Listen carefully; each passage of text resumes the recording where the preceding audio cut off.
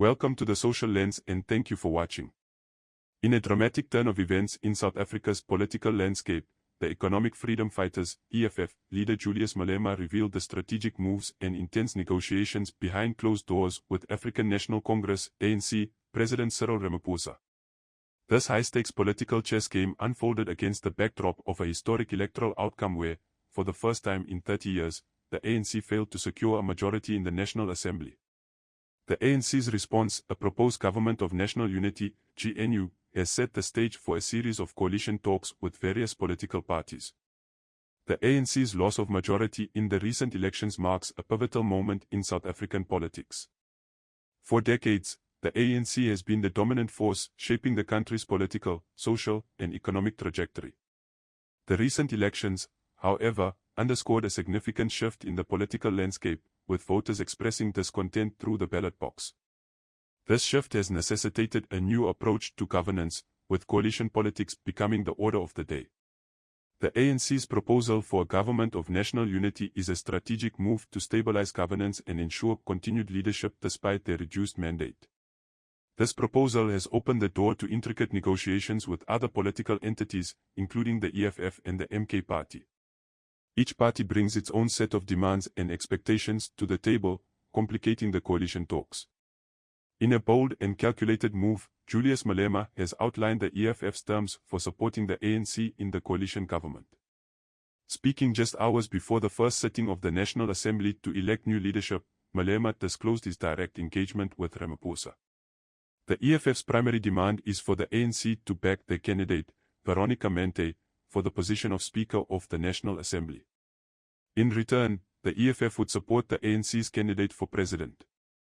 Malema clarified the EFF's stance on participating in the executive arm of the government. He stated unequivocally that the EFF would not take up cabinet positions but would instead focus on key parliamentary roles. This decision is rooted in the EFF's desire to maintain its opposition role while strategically influencing legislative processes. The meeting between Malema and Ramaphosa, described as a four-eyes meeting, was a critical juncture in the coalition talks.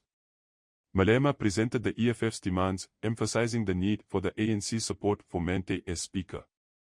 Additionally, Malema proposed that if the ANC could not accede to this demand, the EFF would accept the position of Deputy Speaker, provided that the Speaker comes from the ANC or other progressive parties, explicitly excluding the Democratic Alliance, DA, and the Freedom Front Plus, FF+. Malema also underscored the EFF's requirement for Floyd Shivambu, the party's deputy president, to be appointed as the chairperson of the Portfolio Committee on Finance. This strategic positioning within parliamentary committees underscores the EFF's focus on influencing key financial and economic policies. Ramaphosa, according to Malema, indicated that the ANC would consider these proposals and revert after a special National Executive Committee meeting. This response leaves the door open for further negotiation, highlighting the fluid and dynamic nature of coalition politics. Malema's revelations included insights into the DA's approach to coalition talks. According to Malema, the DA has sought exclusive control over certain ministries, a demand Ramaphosa reportedly rejected.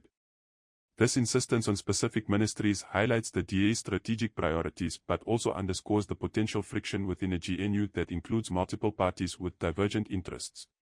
Beyond the immediate positions of Speaker and Deputy Speaker, Malema placed additional demands before Ramaphosa. One significant demand was the cessation of the purge of EFF members from mayoral committees in municipalities where the ANC and EFF are in coalition. This issue came to the forefront after the ANC sacked EFF Gauteng provincial chairperson Khululeko Dunga as MMC for Finance in Ekhayelitsha. Malema demanded Dunga's reinstatement, warning that failure to comply would result in the resignation of all EFF MMCs in municipalities where the two parties cooperate. Another critical point in Malema's discussion with Ramaphosa was the governance of KZN. Malema urged Ramaphosa to allow the MK party, which received the most votes in the province, to govern. He warned that any attempt by the ANC to govern KZN would provoke a backlash from the local populace. This demand underscores the EFF's support for regional representation and its strategic alliances with other political entities. Malema reiterated the EFF's firm stance against the inclusion of the DA and FF+ in the GNU. He characterized these parties as representatives of racism, imperialism, and backwardness, highlighting the ideological rift between the EFF and these parties. This exclusionary stance reflects the EFF's broader political philosophy and its commitment to maintaining a distinct ideological identity. As Malema and Ramaphosa prepare for a follow-up meeting, the outcome of these negotiations remains uncertain. The first sitting of the National Assembly, where the Speaker, Deputy Speaker, and President will be elected, is a critical juncture. The decisions made in the coming days will shape the future of South African governance and determine the balance of power within the coalition government. Malema's approach to the coalition talks reflects a calculated strategy aimed at maximizing the EFF's influence while maintaining its identity as an opposition party. By focusing on key parliamentary positions rather than executive roles, the EFF can exert significant influence over legislative processes without compromising its ideological stance. This strategy also allows the EFF to hold the ANC accountable and push for policies aligned with its vision for economic freedom and social justice. The demand for key committee positions, particularly the chairmanship of the Portfolio Committee on Finance, underscores the EFF's focus on economic policy. This positioning allows the EFF to influence budgetary decisions and financial regulations, which are critical to its broader agenda of economic transformation. The formation of a government of national unity, if successful, will mark a significant shift in South African governance. It will require collaboration and compromise among parties with differing ideologies and policy priorities.